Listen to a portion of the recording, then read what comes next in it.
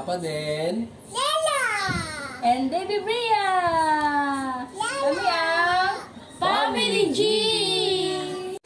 Okay guys, ating lulutuin ngayon ay pinakbet. Paborito yan ng mga Ilocano na katulad ko guys.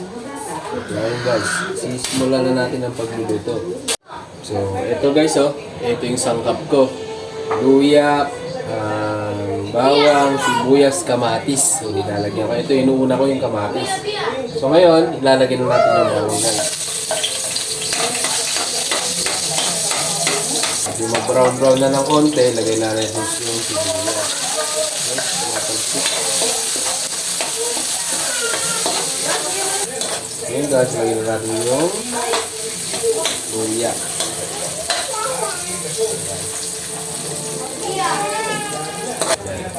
Ngayon, ganito guys, okay na to. Sa akin, okay na yan. So, lalagay ko na guys yung kamatis. Lalagay ko kasi yung ano dyan guys, yung baboy na halo. Ayun yung papasarap dyan. Lagay na natin guys yung baboy. Yan, para lumambot siya.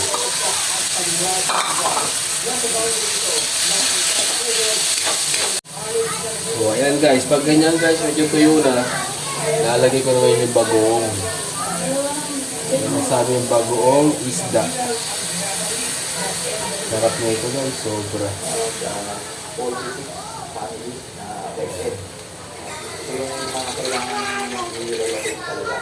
So, meron tayong 15 IT family ko. Ayan. Kasama mo to! Halo-halo muna natin guys. Paminta. Yan. Konting paminta. Ayan guys. Ganito ng ano guys asin o kaya ano man. Napampaalat kasi maalat na yung bagong guys. So, tatakpan na natin ito ngayon. Pagka umulo na to guys, ilagay na natin yung kalabasa. Tsaka yung ano kasi matigas yun eh. Ate lang tayo. Ano mo na yun? Kumukulo na siya.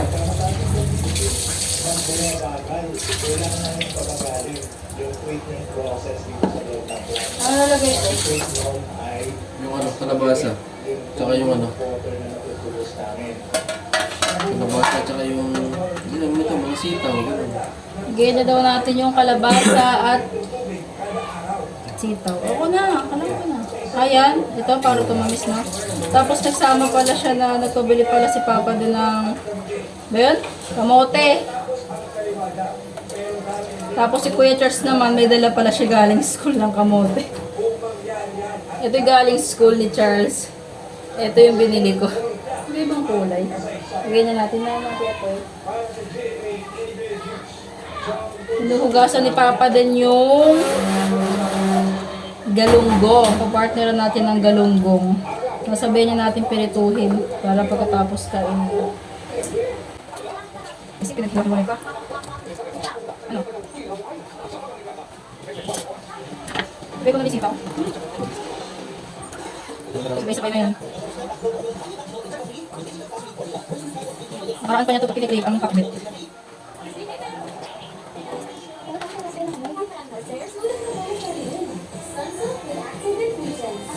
Hinugasan na niya kasi sabay-sabay kaya magkakahalo dito sa planggana eh.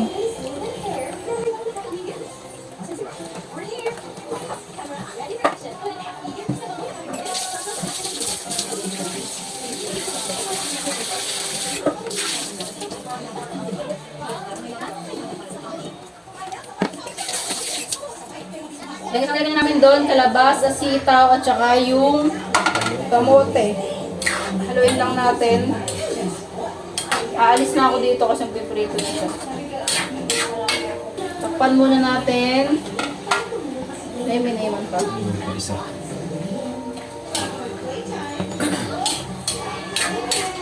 Takpan muna natin guys. Oh, yan guys. Habang nagluluto tayo ng pakbet, lulutuin naman natin yung asawa niya na pritong galunggong. Ayun guys, habang pinapainit natin yung mantika natin sa isda, ilalagay na natin yung ano guys, sigarilyas. Ayan guys, ilagay na natin. Lambot na yung ano. Ayan. Oh my gosh!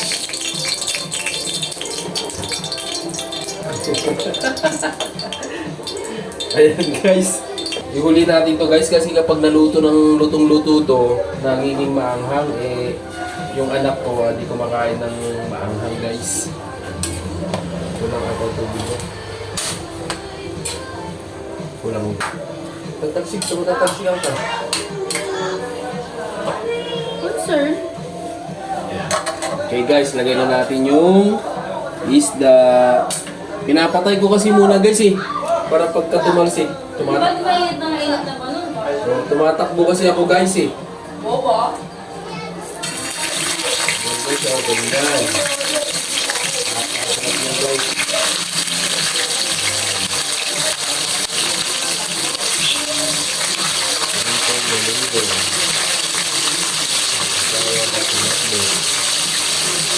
Ayan guys. Okay guys, so tignan natin guys ha kung ano. Kung okay na itong pakbot natin. Ayan guys, oh, sarap. Titikman na natin siya guys kung ano. Kung yung lasa. Ang bango niya guys, sobra. Sakto-sakto sa asawa niya. Parang napadami ata itong binili ni Mama Ann na gulay. Hanggang pang sunod na araw na namin. Ikaw na.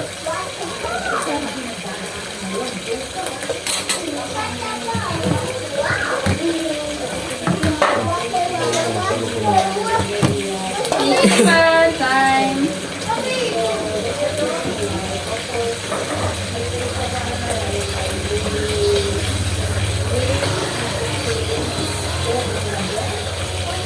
Okay na.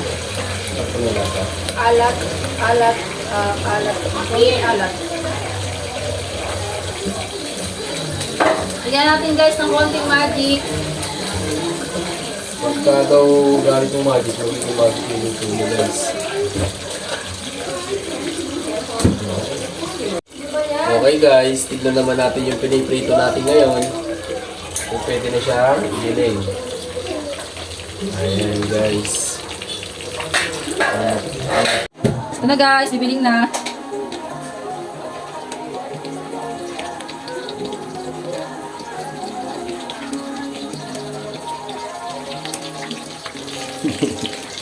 Takot ka rin yung chicken, di ba? Ito nasigang kaya ako ng ano, ng sap-sap. Ito na guys, pinapalambot na lang to. Sakto na yung lasa niyan. Sarap. Ay! Then, sarado mo na. Hindi tilansik na eh. Ayan na. Mas kakain na tayo. Bye guys!